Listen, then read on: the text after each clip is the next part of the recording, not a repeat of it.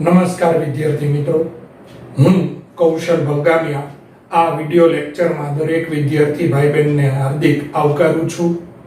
વિદ્યાર્થી મિત્રો, આપણે ભાગ 1 એમાં ત્રીજું પ્રકરણ સંપૂર્ણ પૂરું કર્યું, પહેલું પ્રકરણ સંપૂર્ણ પૂરું કર્યું. હવે આજથી ચોથું પ્રકરણ ભાગીદારીનું પુનર્ગઠન એની શરૂઆત કરીએ છીએ.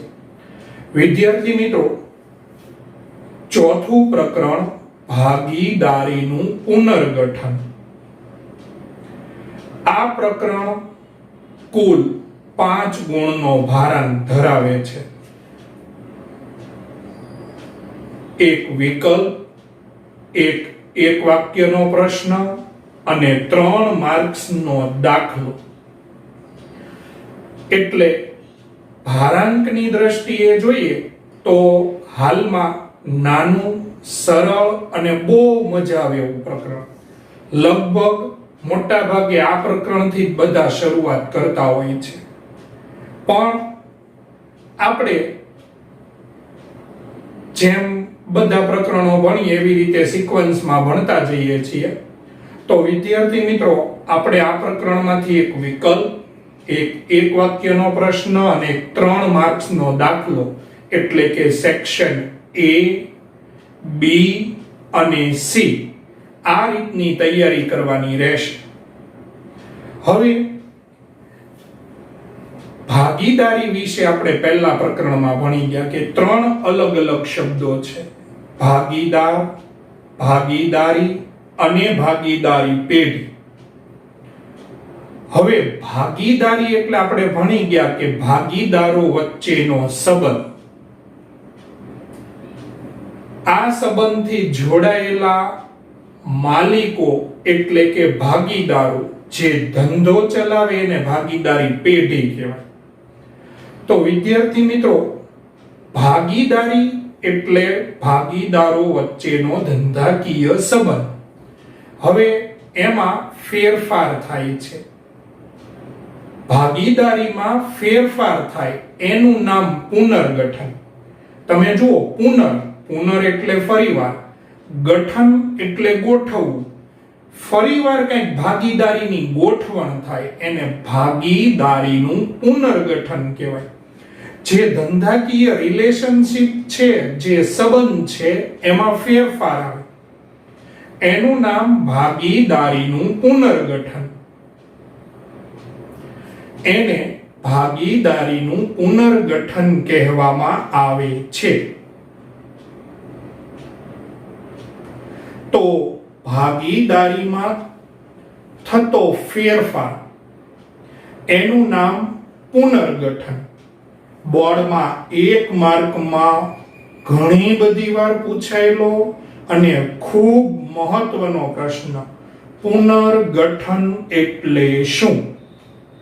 તો તમારે જવાબ લખવાનો છે: ભાગીદારીમાં થતો ફેરફાર તેને ભાગીદારીનું પુનર્ગઠન કહે છે. લ્યો, કેટલું સરળ છે. તમારે કારણે નથી લખવાનું.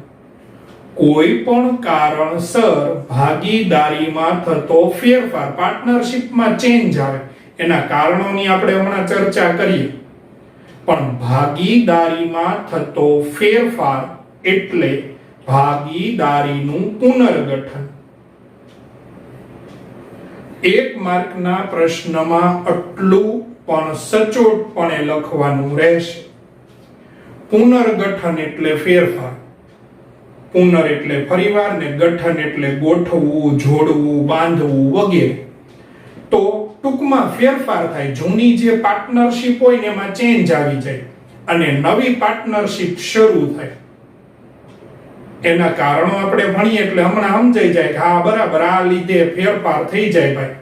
પેઢી બરાબર હોય, એની હોય, બધું ઓલું હોય, એમ છતાં હું કામ ભાગીદારીમાં જે સંબંધ છે એમાં શા માટે ફેરફાર થાય? તો છેલ્લી વાર બોલું છું, ભાગીદારીમાં થતો ફેરફાર એટલે ભાગીદારીનું પુનર્ગઠન. હવે આ પુનર્ગઠનના 3 કારણો છે. પુનર્ગઠનના કારણો કેટલા છે? 3. પહેલું છે નફા નુકસાન વહેંચણીના પ્રમાણમાં ફેરફાર થાય. પહેલું કારણ નફા નુકસાન વહેંચણીના પ્રમાણમાં ફેરફાર થાય. ભાગીદારો પોતાનું નફા નુકસાનનું પ્રમાણ ફેરવે, એના કારણો છે, એ આપણે હમણાં ભણવાના છે. પણ અત્યારે થોડીક ચર્ચા તો આપણે કરશું કે માનો કે કોઈ ભાગીદાર છે એ પહેલા જેટલો પેઢીમાં સમય ભરતો એની કરતા હવે ઓછો સમય ભરવાનો છે, અથવા તો એણે પોતાનો કાર્યભાર ઘટાડ્યો છે, તો સ્વાભાવિક છે કે એણે પોતાનું જે કામ હળવું કર્યું એ કામ બીજા ભાગીદારે કરવું પડશે. તો જેને કામ વધ્યું એને નફો વધારે મળે, કામ ઘટ્યું એને સ્વાભાવિક છે નફા નુકસાનનું પ્રમાણ ઘટે. તો ભાગીદાર પૂરતો સમય આપી કેમ ન હોય. પછી માનો કે કોઈ ભાગીદાર સંચાલન કરતો હોય, ઈ હવે સંચાલન કરી શકે એમ નથી. આપણે પહેલા પ્રકરણમાં વ્યાખ્યાન જોયું હતું કે બધા કે બધા વતી તેમાંનામાંની કોઈ પણ, કે ભાઈ બધા સંચાલન કરે અથવા બધા વતી કોઈ પણ એક સંચાલન કરે. તો વિદ્યાર્થી મિત્રો, કહેવાનો મતલબ એમ છે કે ભાગીદારી એટલે સંબંધ. સ્વાભાવિક છે કે નફા નુકસાનનું પ્રમાણ ઈ સંબંધમાં જ આવે છે. તો હવે જે ભાગીદાર અત્યાર સુધી સંચાલન કરતો હોય એને પોતાનું અંગત કોઈ પણ કારણ હોય, હવે ઈ સંચાલન નથી કરવાનું, તો સ્વાભાવિક છે કે સંચાલનની જવાબદારી અન્ય બીજા કોઈ ભાગીદારે ઉપાડવી પડશે. તો સ્વાભાવિક છે કે એને જે નફો મળે છે, જે નફાની ટકાવારી છે, પ્રમાણ છે, એની કરતા હવે એને ઓછું મળશે. તો તમે જુઓ પાર્ટનરશિપ બદલાઈ ગઈ. પહેલા દાખલા તરીકે ભાઈ A B C 3 ભાગીદાર છે. અત્યાર સુધી લોકોનું નફા નુકસાનનું પ્રમાણ હતું 5:3:2 દાખલા તરીકે. હવે એ છે ને ઈ પહેલા જેટલું કામ પેઢીમાં નથી કરવાનું, તો પ્રમાણ ફેરવી નાખ્યું. હવે પ્રમાણ નવું નક્કી કરવામાં આવ્યું 2:3:5. તો તમે જુઓ પાર્ટનરશિપમાં ફેરફાર થઈ ગયો, સંબંધમાં ફેરફાર થઈ ગયો. અત્યાર સુધી 5:3:2 ના પ્રમાણમાં નફો નુકસાન વહેંચતા હતા, હવે 2:3:5 અથવા તો 2:2:4 વગેરે કોઈ પણ, ટૂંકમાં પહેલા જે આંકડા હતા પ્રમાણના ઈ આંકડામાં હવે ફેરફાર થઈ ગયો. તો તમે જુઓ ભાગીદારીમાં ચેન્જ આવ્યો, ફેરફાર આવ્યો. એનું નામ પુનર્ગઠન. પછી બીજું કારણ બહુ સરળ છે, તમને સમજાઈ જશે. ને આપણું 5મું પ્રકરણ છે નવા ભાગીદારનો પ્રવેશ. સ્વાભાવિક છે કે નવા ભાગીદારનો પ્રવેશ થાય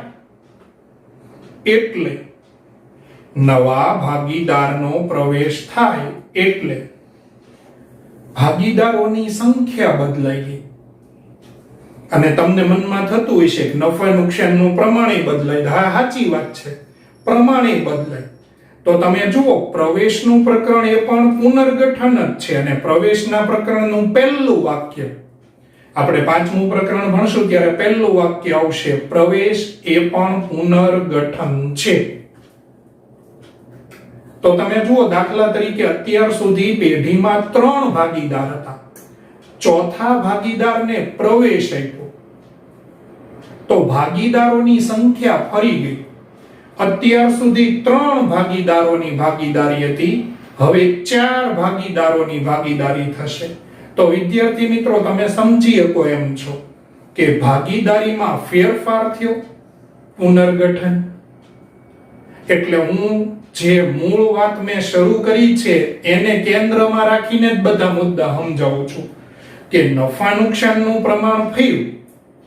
પાર્ટનરો, જો એમાં કોઈ પાર્ટનર નવો આવતો નથી, જૂનો જાતો નથી, પાર્ટનરો એટલા ને એટલા છે, પણ છતાં પ્રમાણ ફેરવે તો ભાગીદારી જે સંબંધ છે, રિલેશનશિપ છે, એમાં ચેન્જ આવ્યો. એવી જ રીતે પ્રવેશ થાય તો પણ ભાગીદારીમાં ફેરફાર થાય, એટલે એ પણ પુનર્ગઠન જ છે. પછી પાછા જો પ્રવેશને લીધે બીજા બધા મુદ્દા ઉદ્ભવે ને, એ મુદ્દા આપણે 5મા પ્રકરણમાં ભણવાના જ છે. પણ 4થા પ્રકરણના મુદ્દા 5મા પ્રકરણમાં પાછા આવશે, કેમ કે અંતે તો ઈ પુનર્ગઠન છે.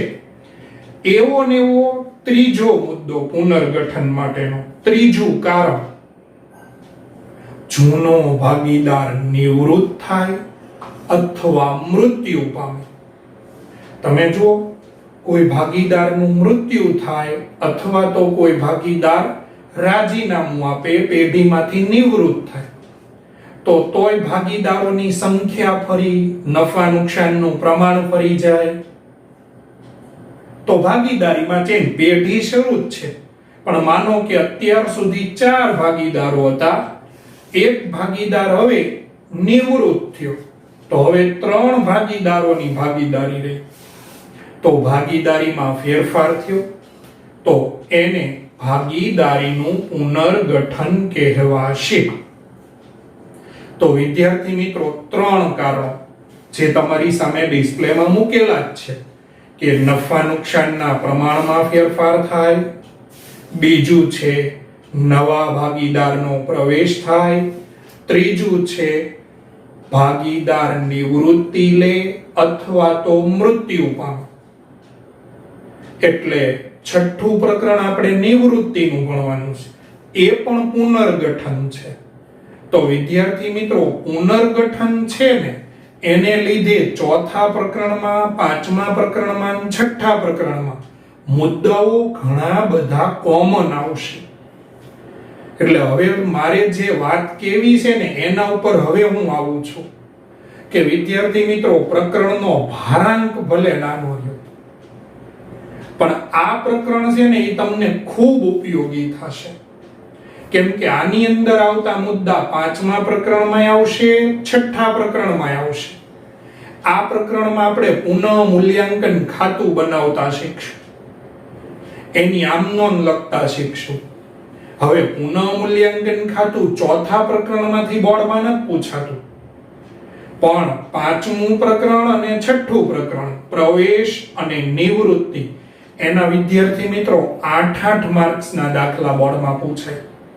એના 8 માર્ક્સના દાખલામાં 4 ફોર્મેટ તમારે તૈયાર કરવાના હોય.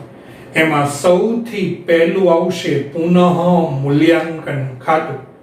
મિત્રો, આ પુનઃ મૂલ્યાંકન ખાતું આપણે આ પ્રકરણમાં ઇન્ડિવિડ્યુઅલ સિંગલ શીખવાનું છે, કેમ કે પ્રવેશમાં નિવૃત્તિમાં તો 4 ફોર્મેટ આવશે. તો કદાચ અત્યારે આપણે પુનઃ મૂલ્યાંકન ખાતું 4થા પ્રકરણમાં ન ભણીએ ને તો હાલે એવું છે, પણ 5મા પ્રકરણ, 6થા પ્રકરણ વખતે આપણી માટે બધું જ નવું રહેશે. એટલે આપણે 4થા પ્રકરણમાં ભણશું ને, એને કારણે 5મું, 6થું સરળ અને ટૂંકું થઈ જશે. એટલે ખરેખર મારે પ્રકરણની જે મહત્વતા છે એ તમને લેક્ચરની શરૂઆતમાં સમજાવવી જોઈએ. પણ ઓલા જેવું થાય કે આ કોઈ કુદરતી દ્રશ્ય તો છે નહીં કે હું તમને વર્ણન કરું, તમે મનમાં ઇમેજિન કરી શકો કે હા ધોધ પડતો હશે ને, ઝાડવા હશે ને, ગ્રીનરી હશે ને, બગીચો હશે ને. આ એટલે મેં તમને પહેલા પુનર્ગઠન સમજાવ્યું, એના કારણો સમજાવ્યા ને એને આધારે હવે હું તમને કહું છું. આ જ પ્રકરણમાં આપણે એક મહત્વનો મુદ્દો ભણશું, એકત્રિત કરેલ નફા ખોટની વહેંચણી. બરાબર વિદ્યાર્થી મિત્રો, આ એકત્રિત નફા ખોટની વહેંચણી 4 પ્રકરણમાંથી બોર્ડમાં પૂછાશે. 4 પ્રકરણમાંથી 4થું, 5મું, 6થું અને 7મું ભાગીદારી પેઢીનું વિસર્જન. હવે વિદ્યાર્થી મિત્રો, જ્યારે તમને એક બીજી સ્પષ્ટતા કરી દઉં કે આપણે લોકડાઉનની શરૂઆત થઈ હતી ત્યારે સૌથી પહેલા ઓનલાઈન લેક્ચરની શરૂઆત કરી ત્યારે સૌથી પહેલા 7મું પ્રકરણ ભણાવ્યું હતું. પણ ત્યારે તમને પીપીટી અને સ્ક્રીન રેકોર્ડરના માધ્યમથી ભણાવ્યું હતું. એટલે મારી એવી ગણતરી 100% છે કે 7મું પ્રકરણ જે છે એ હવે આપણે લાઈવ લેક્ચર દ્વારા એની થિયરી ફરીવાર ભણી અને દાખલા સહિત આપણે પૂરું કરી નાખશું. એટલે તમને જે આ લાઈવ શિક્ષણનો અનુભવ છે, બરાબર, આપણે બોર્ડ દ્વારા દાખલાઓ ભણી અને 7મું પ્રકરણ હવે કમ્પ્લીટ કરી નાખશું. એટલે વિદ્યાર્થી મિત્રો, કહેવાનો મતલબ એમ છે કે આ પ્રકરણમાં ટૂંકું છે છતાં બહુ મહત્વનું છે. અને પાછું તમને હજી એકવાર યાદી આપી દઉં, આ પ્રકરણ ભાગ 1 નું સૌથી સરળ પ્રકરણ છે. એટલે હવે આગળનો અભ્યાસ કરીએ. આપણે 2 મુદ્દાઓ ભણીને પૂરા કર્યા. પુનર્ગઠન એટલે શું? બીજો પ્રશ્ન આપણે ભણ્યા પુનર્ગઠનના કારણો. 3 કારણો છે. હવે ત્રીજી બાબત કે ભાઈ પ્રવેશ નિવૃત્તિ થાય એટલે પુનર્ગઠન સમજાઈ જાય. પણ પહેલું કારણ છે નફા નુકસાન વહેંચણીના પ્રમાણમાં ફેરફાર થાય. તો નફા નુકસાન વહેંચણીના પ્રમાણમાં જો ભાગીદારોમાં પ્રવેશ નિવૃત્તિને લીધે પ્રમાણ ફરે તો સમજાઈ જાય, પણ ભાગીદારો એટલા ને એટલા હોય છતાં પ્રમાણ શા માટે ફરે, બરાબર? તો એના માટે તમારે 2 કારણો યાદ રાખવાના છે.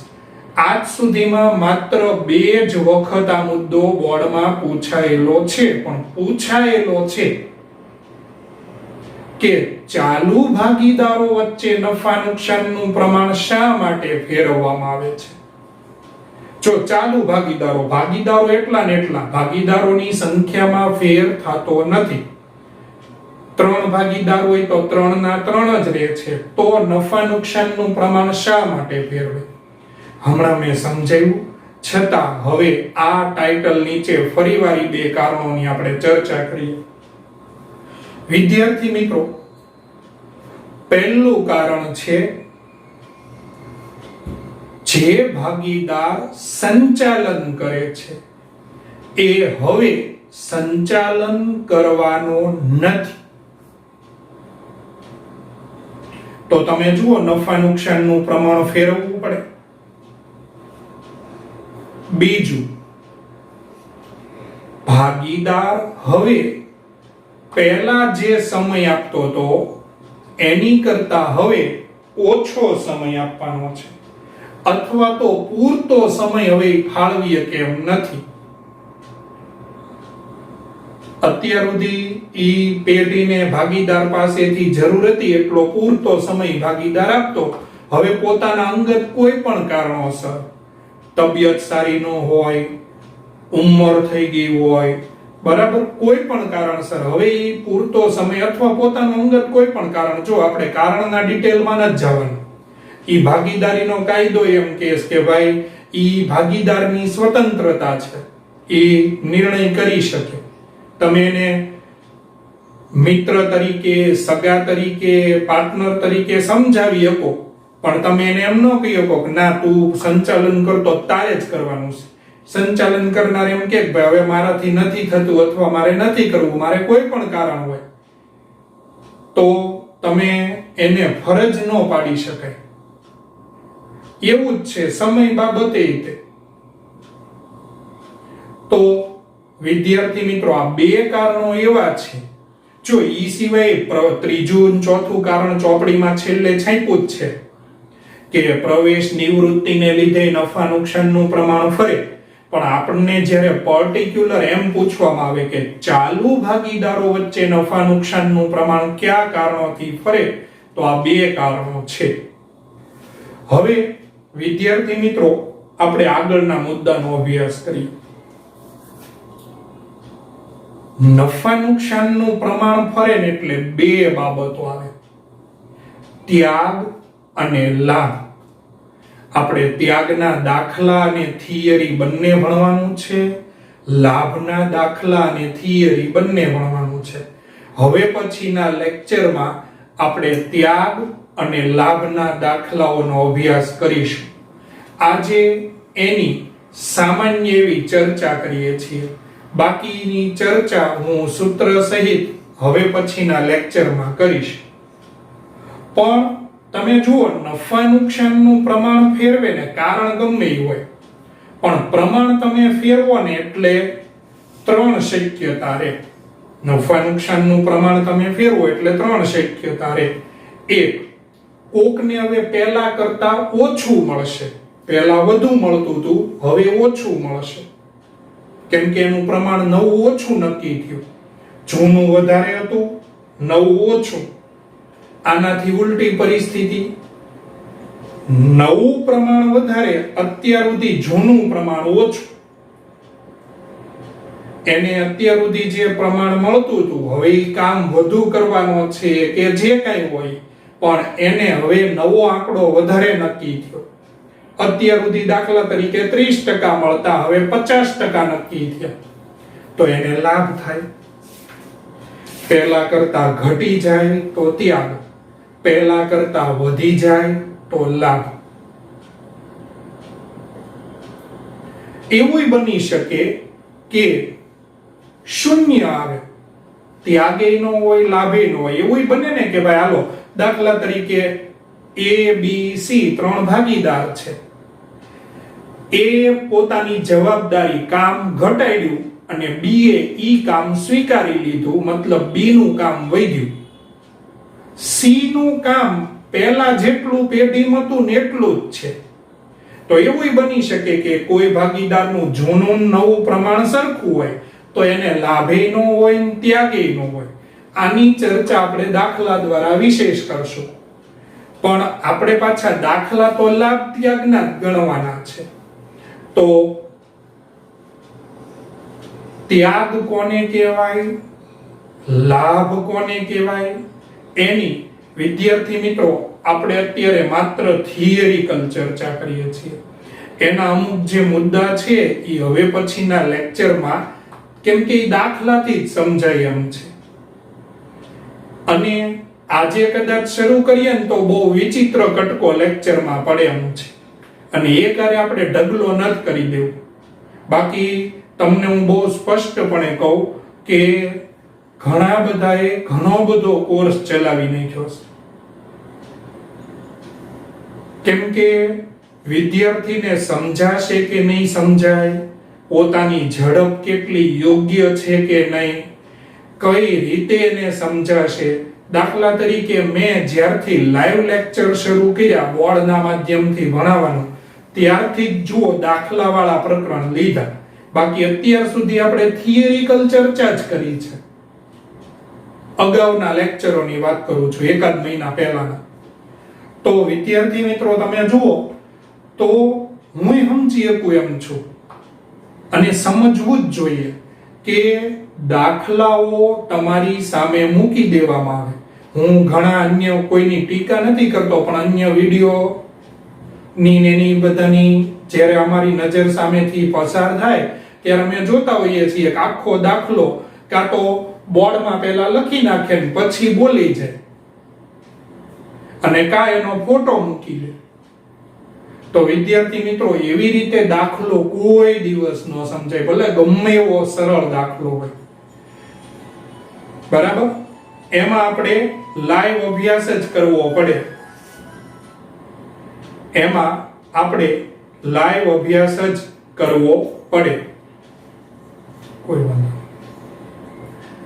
એટલે તમને લક્ષ્યમાં રાખીને તમને વધુમાં વધુ સમજાય, તમને ક્લાસરૂમનો જ અનુભવ મળે એવા પ્રયત્નો સાથે વિદ્યાર્થી મિત્રો આપણે ભણી રહ્યા છીએ. બરાબર? હવે વિદ્યાર્થી મિત્રો ત્યાગ એટલે શું? તો તમને એટલું તો હવે સમજાઈ ગયું કે ભાઈ જૂના કરતા નવું ઓછું નક્કી થાય. પહેલા વધારે મળતું હતું, હવે પ્રમાણ ઓછું મળવાનું, તો ત્યાગ. તો ત્યાગને આપણે શું કહેશું? ભાગીદારીના પુનર્ગઠનને લીધે. જો પુનર્ગઠન થાય ને એટલે જ આ પ્રમાણ આવો ફેરફાર થાય. તો પુનર્ગઠનને લીધે નફા નુકસાનના પ્રમાણમાં ફેરફાર થવાને કારણે ભાગીદારને મળતા જૂના પ્રમાણ કરતા નવું પ્રમાણ ઓછું નક્કી થાય તો ત્યાગ કર્યો કહેવાય. એવો ને એવો જવાબ લાભ વિશેનો. લાભ એટલે શું? તો લાભ ને ત્યાગનો જે અર્થ છે ને મિત્રો, એને ખાલી એક શબ્દનો જ ફેર છે. સાંભળજો.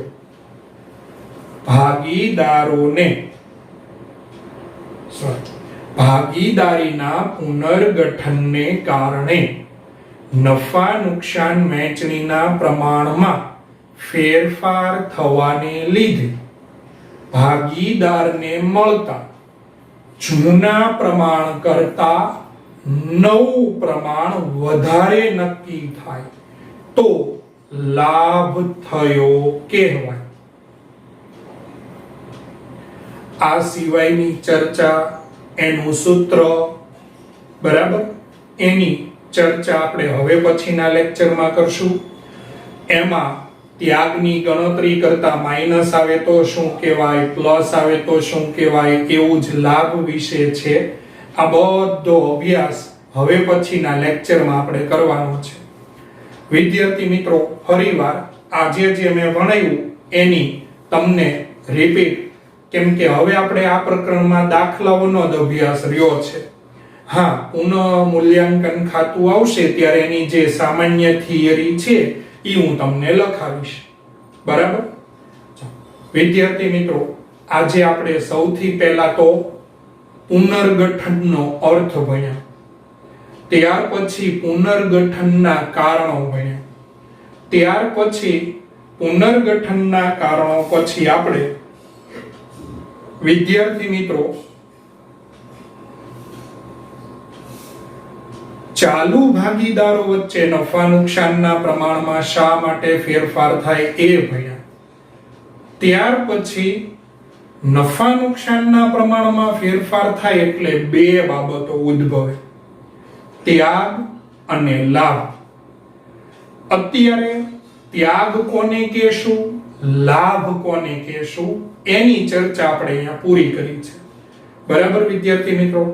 હવે આની પછીના લેક્ચરમાં આપણે દાખલાઓની શરૂઆત કરી અને આગળ કામ કરશું.